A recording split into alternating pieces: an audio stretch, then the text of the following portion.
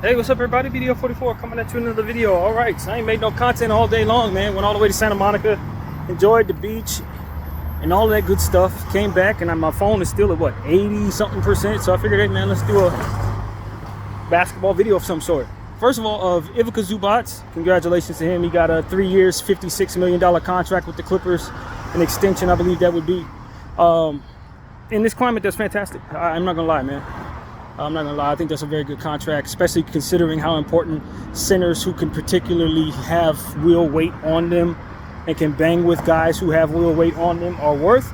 I don't think Ivica Zubac is necessarily profiled as a bruiser, but he weighs and is tall enough to make that a fantastic investment for just about any club right now, man. Especially when you consider the needs that the Lakers, the Knicks, and several other teams have who want to be contenders but don't have that 250+ pound center, 270+ pound center really, at 7 foot tall. Ivica Zubac now is a hot commodity. So for him to get a 3-year deal solidifying his position, $56 million doesn't take too much off of the cap. You see guys getting paid much more than that. I think his production is about, I think that's about fair for him, or maybe even underpaid to a degree. I think it's a good contract considering what you expect his position and his profile to be worth going forward. So yeah, I'm not mad at that. I am mad at the sense that my Lakers traded him away in one of the worst trades I've ever seen in my life, and he's still in this league doing the same thing for the team down the hall. I'm never going to be okay with watching Ivica Zubac in a Clipper uniform. He never asked for that. He never deserved that, and it's our fault. It's Magic Johnson and the Laker brass fault for making that decision, for which to this day is one of the worst ones we've made, especially given our needs. So yeah, that was bad. That was all the way bad. But it's been good for him. He hasn't left Los Angeles since, man. The Clippers, he found a home there, just like he had a home here. So for him, I know he's in a very good space. So yeah, that's the first thing I wanted to say, man. That the Clippers keep their big center, and that's important. What else is out there? We talked about a lot of teams these last couple of days, man. I encourage everybody to go check out these 2 long videos I've made over the last 2 days, talking about the NBA, touching on a lot of the Western Conference, touching on some up-and-comers in the Eastern Conference, crapping all over the New York Knicks, crapping all over the Orlando Magic because I don't like how they did certain things. But overall, these are good playoff teams just the same, and I want you guys to know I recognize that as I crap all over. You know, at the end of the day, man, as a Laker fan, I'm looking forward to just the rookie season from Dalton Knecht. I see Jalen Hood-Schifino is working as well. I saw something that he posted. It said brick by brick. Hopefully that don't mean he's missing all kinds of shots, but he's putting it together. The point is he's trying to build, and he sees sees the work is necessary to put forth in order for him to turn into the player that ultimately he was drafted to be. And as I said, man, when a guy is a rookie and he comes out as a freshman from college, all you really care to see is his work ethic, because everything else can be taught. And of course, him stay healthy, which he seems to be coming back strong from that back surgery, but it is what it is. So for me, I would have a different thought about Jalen Hood-Schifino if he were a 4-year college guy coming into the league. But since he was literally a freshman, a 19-year-old, I think that there should be a lot of leeway for him to develop from here, and people not to look at him and say he's a bust or something like that. It's a massive mistake looking at guys who came out of college as freshmen, having a not so good rookie year with extremely limited minutes and health, and try to identify them as busts or not. I just think you could say a guy got off to a bad start, but to actually think you know what they're going to become is foolish. It's absolutely foolish, to be honest with you. And I really do want to drive that hammer home. It doesn't mean that we were pleased with how that went. I don't think most Laker fans were very pleased about how that went. We know who we left on the board. But take into account that one of the people love to mention when we talk about who we left on the board is a 4-year guy, and Jaime Hawkins. Podziemski, I think, played for a couple of years. I don't know how many, but I don't think he was a freshman necessarily. So some of those guys were expected to be more productive anyway. And them having a good rookie season versus Jalen Hood-Schifino having a hurt limited minute bad rookie season is not really something you would expect otherwise from if you really know what you're talking about. Put it like that. It's sort of how I look at AJ Johnson, and I mentioned him a lot in Milwaukee. If he doesn't get a lot of minutes, it doesn't mean that 3 years from now he's not going to be a real dude. That kind of thing, you know what I mean? Because some of these guys are so raw, but they have a lot of upside. But they were drafted with the understanding that they had a lot of upside, so they were taken a little earlier than they should have been, or a lot earlier in AJ's case. But that doesn't mean that 6 years down the road he isn't a good bet to be a damn good player, because he already is. It's just about him putting it together and learning how to be a pro and just maturing as a man. When you bring a guy in at 19 years old, very few 19-year-olds can develop as quickly as a lot of fans want them to, especially in this microwave era where everything needs to be instantaneous for people to really look at that with any seriousness. And I just think that that's a flaw in the view of the public. That's not necessarily something that's indicative of the player not being on schedule, not at all. So you just got to take your time with players. I'm of the mindset that most players take 4 to 6 years to develop, depending on injury issues. After that 6th year, if they ain't turning into nothing, then I'm really comfortable saying, okay, they don't have it. You know, and then we got into a space with a couple of guys in this league. Well, unfortunately, I do feel that is the case, but just the same, that's not a perfect science either, to be honest with you. You look at a guy like Dante Exum and see all types of good production from him in the limited time he was healthy last year with the Dallas Mavericks. He'd been in the league for 7-8 years and is now turning into somebody that you got to respect on a basketball floor. It just takes time. Look at a guy like Chris Dunn. Chris Dunn, drafted high, labeled a bust, left the league for a long time, came back, and is now establishing himself as a very good starter, role player, and defensive player. So it's like it takes time. That's not a perfect science. Some guys come out instantaneous. Other guys, it takes a damn decade for them to finally start producing. And that's just what it is. But, you know, I mean, you hope that the players that you draft can be on the schedule that you have intended for them. But that doesn't always work out like that. So when it comes to Jalen Hood-Schifino, I don't even think he played, and I've said this a million times, so forgive me, but I don't even think he played his position when he was on the floor. He's a point guard facilitator, pick and roll, mid-range specialist. He didn't do any of that under Darvin's system, and he wasn't on the floor long enough to even be asked to do much, anything. So to say he had a bad rookie season is based on him getting hurt. It wasn't based on anybody seeing him do anything bad. He came out there and played horribly, out of position, in circumstances that were not his as a profile to be. You know, you were asking him to do stuff that he wasn't even profiled to do. So that's really what it comes down to. I wasn't too impressed with any of Darvin's coaching last year as it pertains to developing players at all. I'm glad he's gone. And I do believe that JJ Redick is somebody that you would expect will put forth a greater effort in developing these players. So yeah, that's my thing on my Lakers.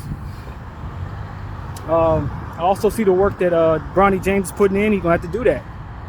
You know, it's about work ethic, and it's about being a sponge and allowing coaches to really mold you into who they want you to be for this unit, and then from there, who you want to be as overall pros. So, you know, it's all about the work ethic, man. It ain't just coming in, I'm my daddy's son and I'm gonna be great. Nah, not at all. You come in just like anybody else in your situation. You put in the work, and the results will come from that work and your patience with yourself as you put in that work. It don't come overnight.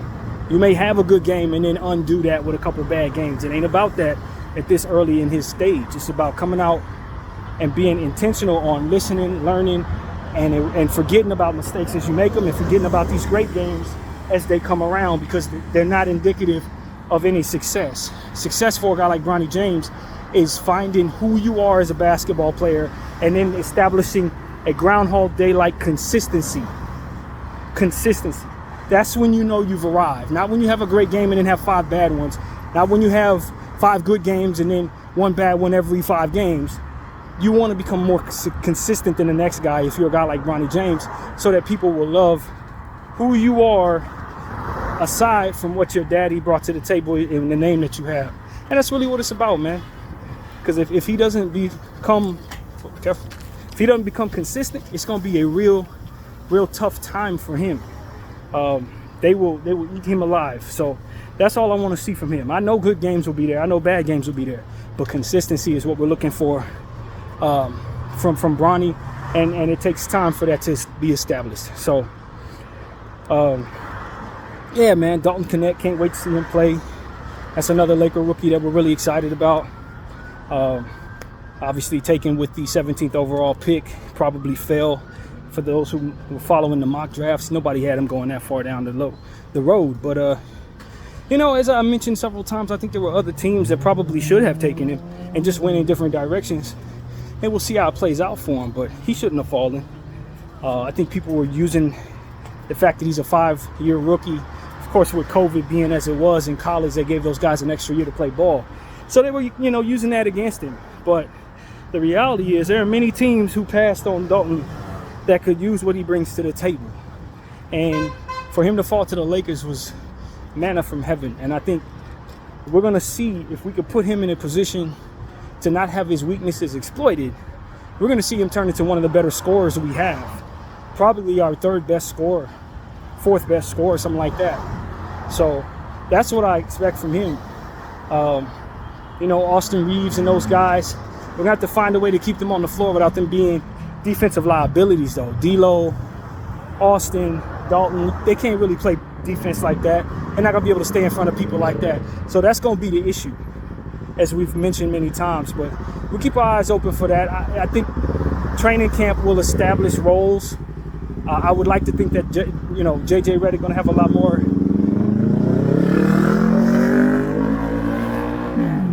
common sense as it pertains to using players to their betterment and foregoing opportunities that put players together that are going to be weak at the same time together. We don't need that. We got to find ways of keeping guys like Vando and Dalton together so that they can work off of one another and work systems out, work plays out that allow for them to both shine at the same time. I think Darvin's issue last year was shifting back and forth between offensive players and defensive players. Either he had an all defensive team on the floor or all offensive team on the floor. And it just doesn't work. You leave yourself without being able to defend or score respectively. But when you have a mixture of one-way players, you just got to find a sweet medium and live with the results. You got to find a combination of guys that can score and guys who can defend and just throw them out there together and live with what ultimately is handicapped in regards to your spacing or what is handicapped in regards to the full team defense. Because at the end of the day, you can lean in one way or another, but you're just choosing one poison to swallow. It's still going to kill you, you know? You got to find a sweet medium. You got a bunch of one-way guys, then you have 2 defensive guys on the floor, 3 offensive guys on the floor. Swap that out, 3 defensive guys on the floor, 2 offensive guys on the floor, etc. Just have a good mixture is what I would say. It wasn't tried last year by Darvin Ham, and that's why you saw the results you saw. The first half of the season, the Lakers were leaning really heavily on defense, if I'm not mistaken. And in the second half of the season, our defense faltered, and we ended up becoming a fantastic scoring team. It's just like, you have specialists, so your team is going to do that. But you have to find a way to get the most out of everything at all times. So if you lean into your defense, of course you're going to shine defensively. If you lean into your offense, of course you're going to shine offensively. But you can't do that. It doesn't work. It makes it for that your team will be basically average. So that's what we ended up seeing last year, as an average basketball club overall, out in the first round overall. And I think it was because there was a lot of meat left on the bone as it pertains to things that Darvin should have tried. You know, and when he did try certain things, they did not work, and they didn't often really add up to those of us who have the basketball IQ that we do.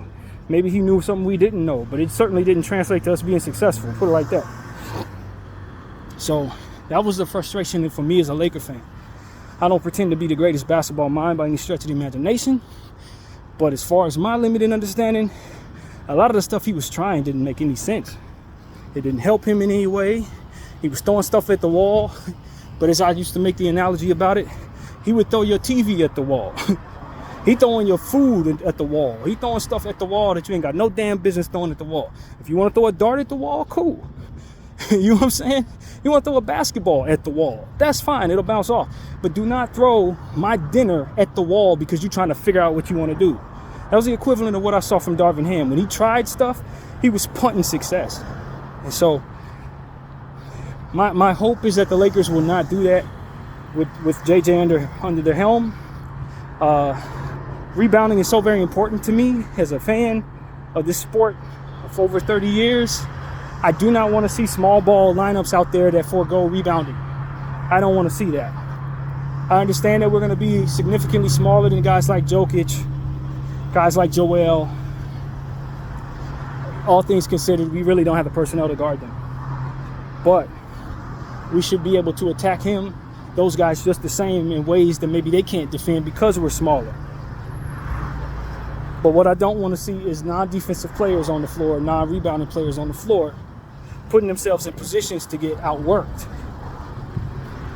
I don't want to see that. So that's something that I just want to say.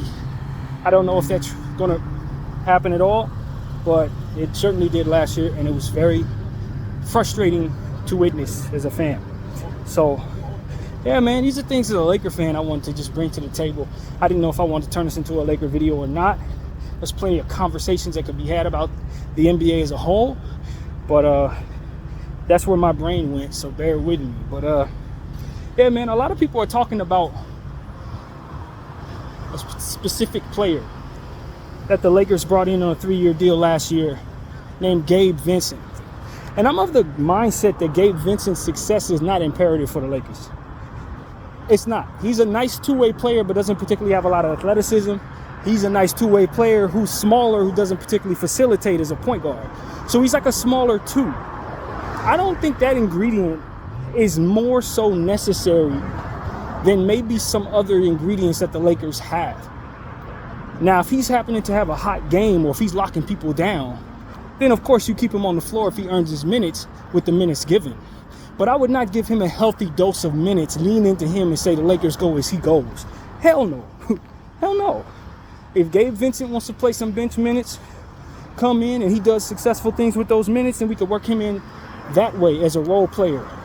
But as far as I'm concerned, I don't have that much of an emphasis on Gabe Vincent doing anything other than being consistent, helping the young guys develop, and being ready when his name's called, when his number's called. Because for me, I don't see him as a guy that needs to be playing on 35 minutes, 30 minutes a game. I don't see that. I didn't see that with Miami, to be honest with you. And now that he's coming off of the knee injury surgery and all of that, I don't think he's the most important piece for the Los Angeles Lakers, like a lot of people are starting to mention they believe he is. I don't think that you can effectively trade him for what he's worth until you showcase him. But I think the best way to showcase him is to work him in slowly. And if he surprises you, then you increase the minutes from there. But I'm actually more interested in seeing Austin on the floor, Jalen Hood-Schifino more so, get him into the circumstance as a backup point guard. That's more interesting to me than Gabe Vincent being worked into the equation. That's not as interesting to me, to be honest with you. I might be in the minority with that, especially when I mentioned Jalen Hood-Schifino, but I just think it's so important that we turn last year's 17 overall pick into a real player. It's one of them situations where you have to ask yourself, is his production as a 3-year contract with $15 million more so important to showcase than getting that young player who everybody thinks is a bust into a position to be confident on the basketball? It's not as important to me. Our player development and utilizing the idea of a guy having high upside is really what's most important to me. The way we didn't use Max Christie and utilized Taurean Prince last year is what I don't want to see in regards to Gabe Vincent. That's essentially what I'm saying. That should have been Max Christie last year. All the minutes you gave Taurean. For better or for worse, you needed Max to be more developed than he is right now. And the reason why he's not going to be that is because we were too busy trying to go with Taurean Prince. Limited upside, maybe stronger production in the long run, but not strong enough to get you over the hump like the upside of Max Christie would have done if you would have worked him into the equation sooner So for me, it's like, yeah, I don't care for Gabe Vincent like that. As it pertains to, I just gotta start him. No, I don't. He ain't good enough to get me over the hump. While Jalen, if he develops properly, could potentially do that. So, yeah, give me more Max Christie, give me more Jalen Hood-Schifino this year. That's how I feel, man. And that's really what it is. As I told somebody else today on a forum I was paying attention to. This year, for me, for the Lakers, whether Bron and AD like it or not, is about establishing roles and player development. That's what it's about. An establishment of roles and player development. Either one of these two guys are going to retire at the end of the year? No, that means we need to get as good as we can this year so that we can prepare for a serious year in the following season. So there shouldn't be no questions about Dalton Knecht. Shouldn't be no questions about Max Christie. Shouldn't be any questions about Jalen Hood-Schifino at the end of this upcoming season. That's essentially what I'm telling you. If I still have questions about those guys, then we haven't accomplished what I think our goal should be for this season. You got to work them dudes into the equation. They got to make the mistakes that they're going to make. You know what I'm saying? And that's really what it comes down to. Player development is the best path forward for the Los Angeles Lakers on multiple fronts. When you talk about having a trade package that's worthy of the things that you're dreaming of, if you don't develop these young guys that have upside, you don't have that trade package. I'm just telling you right now. You don't have it. This is going to help you get that. When you play those young guys, the minutes that they need to have in order to develop as pros, you got to do it. You know? And look, Bronny's included in that conversation. Although I can make an argument that no matter how he goes, you're not going to trade him. I can make the argument that he's going to be a Laker until his father's no longer a Laker, and then it's really up in the air, which I don't really love. I don't like the idea of that, but that's what I think it may be. So, with that being said, if he's out there yucking it up and not playing well, and this is a hot take in my opinion, I don't think his development should supersede the development of Max Christie, the development of Jalen Hood-Schifino, who are likely players that you'll have more wiggle room to trade when it's time to do so. You see what I mean by that? Not to say that I'm looking to trade either one of those guys per se, because I'm really not.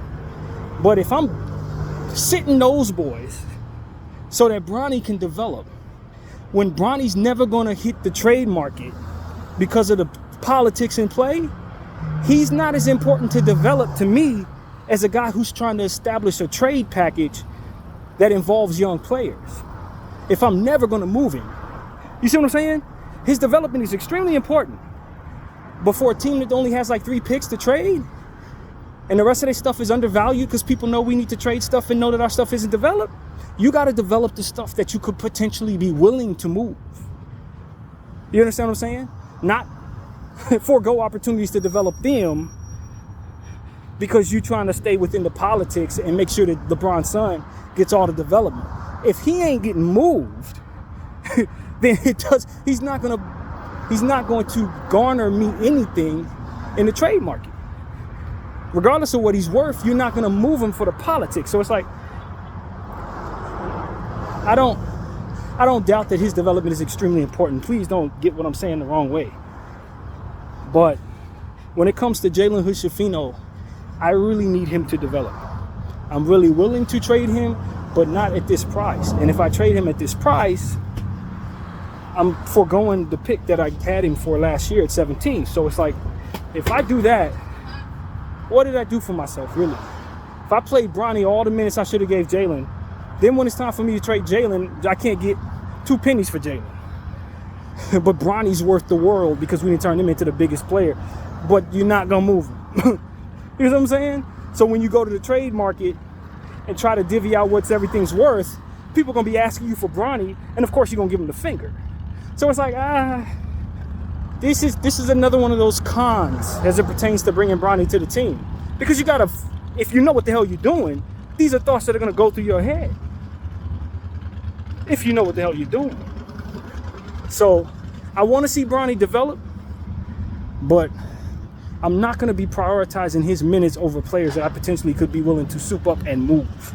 Absolutely not. Absolutely not.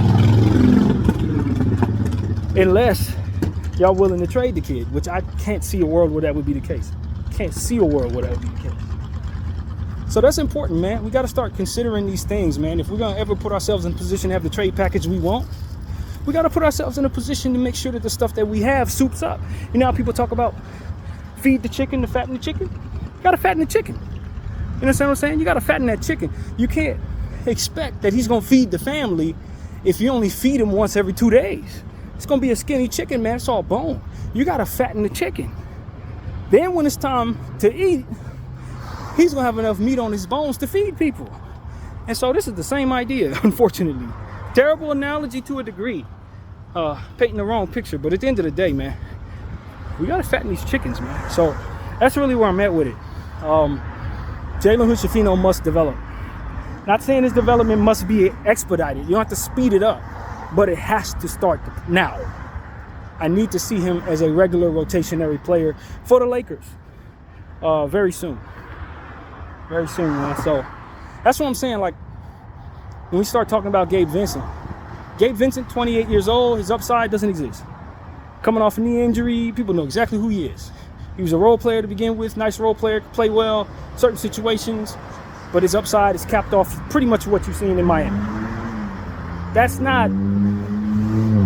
me giving him 30 minutes a night is not gonna, nobody's gonna want him. Even if you give him all the minutes in the world, they're not gonna want him. I need our GM to understand that.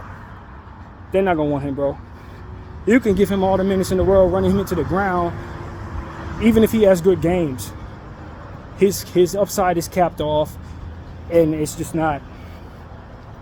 You're not gonna get the most from doing the most with him. That's what needs to be accepted and appreciated.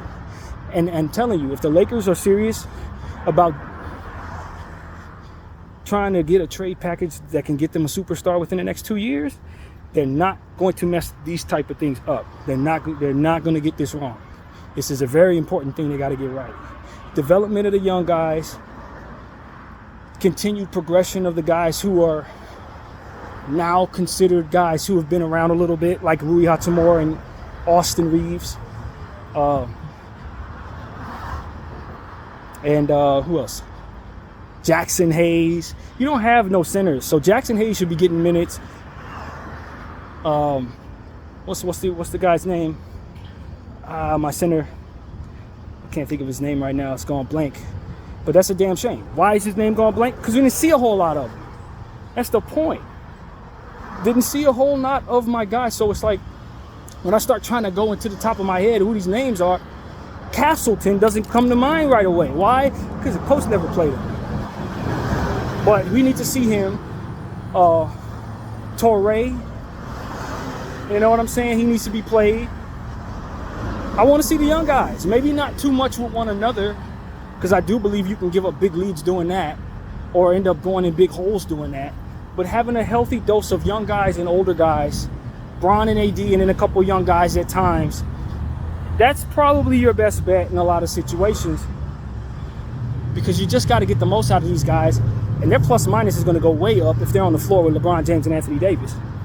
Off the strength of the good production that Bron and AD are going to put on the floor, you're going to get production from Jalen Hood-Schifino if he's out there. You're going to get a good plus minus at the very least. So that's what I'm saying to you guys. I think all in all, it's all about player development, role establishment. And if we can get that going, we'll be a happy team, regardless if we get 40 wins, 45 wins, 50 wins, as people are saying, which I really don't have a feel for, to be honest with you. I really don't have the greatest feel for what to expect as it pertains to regular season wins.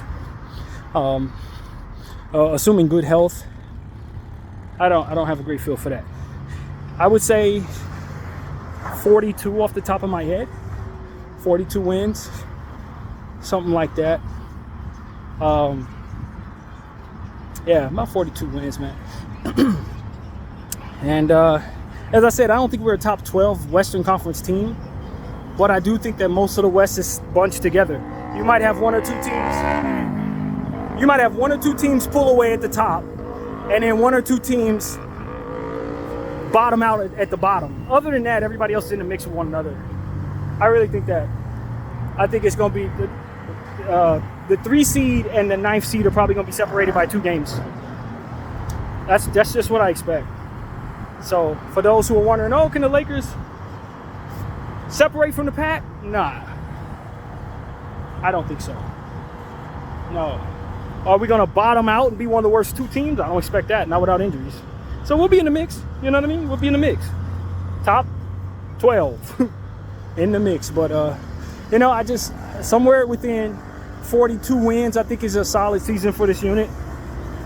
Sorry, Bron and AD, I know your expectations are probably significantly higher for any team you're a part of, but I just don't think it's realistic, man. I don't.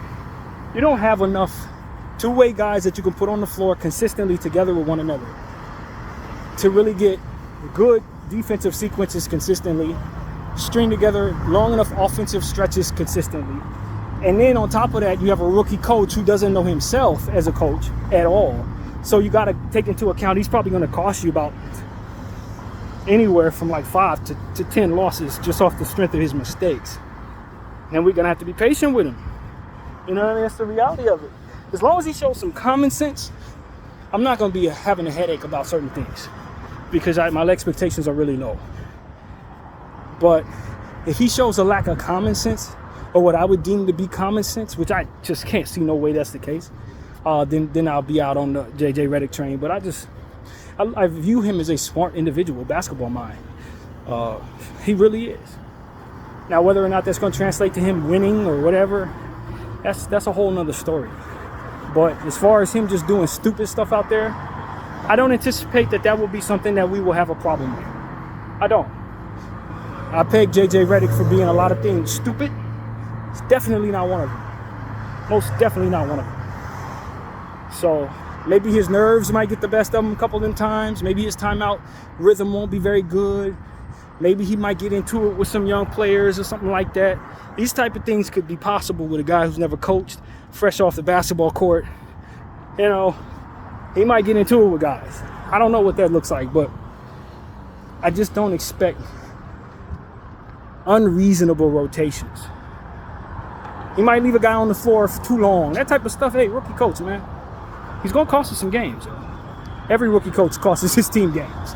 But it's just going to be about can we get out of our microwave mind as it pertains to him with our expectations coming in seemingly as low as they've been since Bron and AD have been here.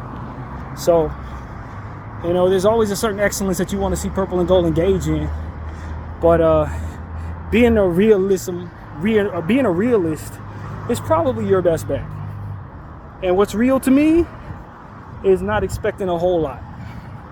I'm expecting a whole lot. So, yeah, man, this is like a practice year.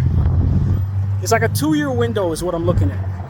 If you want to know. Establishing roles, establishing young players. Next year, we go for it. Not to say that we're going to have a good enough team to go for it, but all these things that we're trying to establish this year, we should be able to roll into the following season having already established and just going for it to the best of our ability. That's basically the best you can do. It's the best you can do. And then maybe next offseason, maybe we'll be more willing to move some picks or you know what I mean, something like that in the way that we would have hoped to have done it this season. Maybe we could bring ourselves a guy next year. You know what I mean? And with these established roles, with our players being worth more in the trade market, you'd like to think that you can put yourself in a position to establish these players a bit more. And then good things can happen from there. That's what you hope.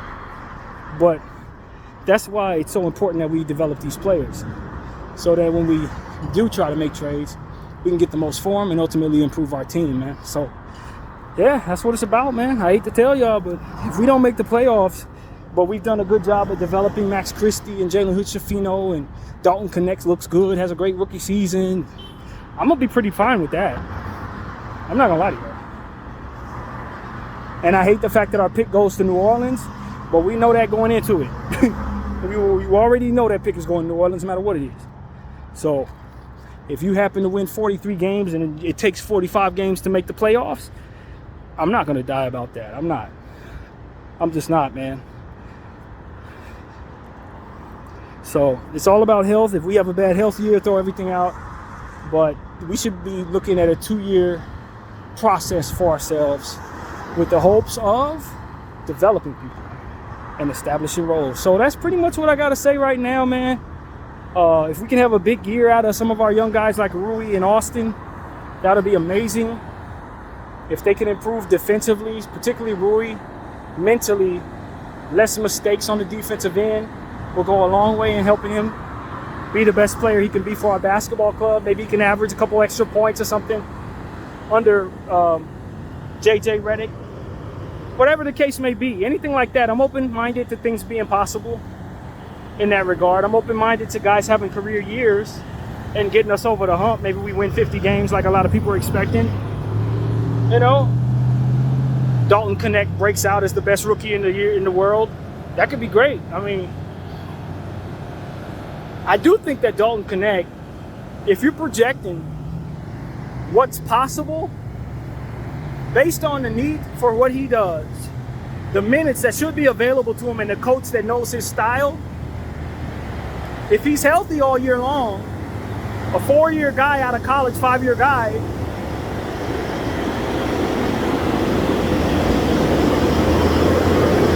I'll wait for the 5 to start.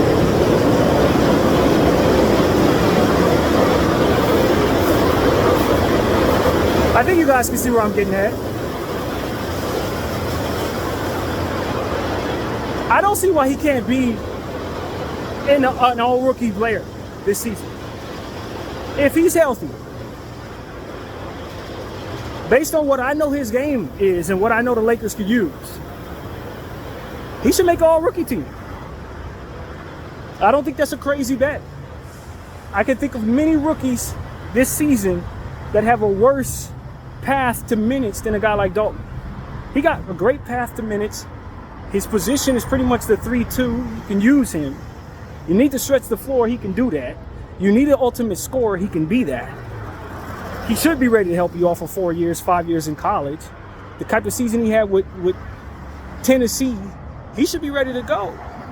So for me, I'm telling y'all, I expect him to be one of the top rookies in the league this year. I really do. I'm not going to say I'm disappointed if he doesn't, but I don't think there's too many players in the league that have a better path this season to being more of an impact rookie. It ain't too many.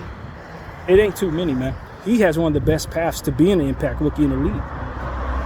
So it's going to be, you know, I don't know that he's the best rookie in the league or nothing like that. But given the fact this is a draft where a lot of people don't believe in the first 2 picks any damn way, I don't see why Dalton Knecht can't be one of the top rookies in the league this year. I don't see him as a horrible bet to win Rookie of the Year. I don't think that. I really don't think that. I think he might be as good as bet as any to win Rookie of the Year. Essentially what I'm trying to say. But it's a lot of things that are going to fall into place in order for that to be possible, including him shining on the floor with 2 Hall of Famers next to him, which not many people can come in and be that comfortable under those circumstances. But yeah, I'm very high on Dalton Knecht for the Lakers. Even if I wasn't a Laker fan, that's a great situation for everybody, for the Lakers and for him. So yeah, man, he seems to be enriching himself in his culture too. He seems, you know, I don't really know if he's controlling his Twitter account, but what I can say is I haven't seen too many people come in with the intention of connecting with Laker Nation like he has. As I've been paying attention to him on social media, he's playing the game, man. He's getting close to Bronny James, and he's getting close to the Los Angeles Lakers organization as it pertains to the fan base, and trying to enrich himself in being a fan favorite. So I love it. I love it. I want him to keep that up. Don't lose any of that energy. Keep all of it, whether you're playing well or not, because that's going to be something that really enriches you strong in a big market like the Lakers. And if you become a Laker fan favorite, you're going to be able to go all over the world and be known, bro. That's the reality of it. You get in good with us, and you're going to be able to make money in the league for years to come in places that you've never been as of yet. You know what I'm saying? That's just the truth, man. being a Laker is something different as it pertains to your popularity and the intensity behind you. You understand what I'm saying? The intensity behind you. Ask Alex Caruso. Ask guys like, Austin Reeves. They know if Dalton Knecht can win this Laker fandom over, win this fan base over, and play well in this uniform under these bright lights, he's going to have a fantastic career, man. You get off to a good start with us, you're going to have a good career all the way through. So that's what I want to say. I just think he's getting off to a great start off the court, trying to enrich himself in Laker Nation. And kudos to him for seeing the fruit and doing that. So, yeah, man, that's what I see there. I just want the Lakers to continue to work on what they got to work on as a team. I expect that practice is going to have an emphasis on it. A lot of people have been shaming them for not practicing enough last year. It's been reported that our coach apologized to one of our players last year after the thing ended and told him we didn't practice enough and that was his fault. I agree, Darvin, it was your fault. You should have forced him dudes to practice, whether Bron was out there or not. That didn't mean Austin and D'Lo and them shouldn't have been practicing more. They should have been practicing regardless if the big guys ain't practicing. I don't care if you got to simulate them without them, with some other player trying to pretend like he's Bron. You got to make sure these guys are practicing enough. And the teams that practice the most often are the best conditioned, often are the best performers. So I don't want to hear nothing about, we too tired to practice. If Bron and AD don't want to practice, that's their business.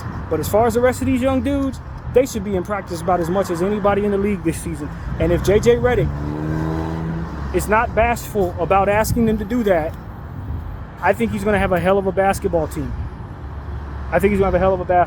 So I hope that JJ is not bashful about asking for guys to practice, and I hope guys respect him enough to follow what it is he's telling them, because if those two things align properly, we're going to just perform better off of the strength of that. And I think that's maybe one of the biggest problems under Darvin Ham. So that's pretty much what I got to say, man. I hope everybody's enjoying this content. I'm loving talking basketball again. We're still a month out before there's anything real to talk about, but as we're getting closer, I'm starting to find the vibes to make conversation about it. So, yeah, man, I appreciate everybody for watching BDF 44, and I'm out.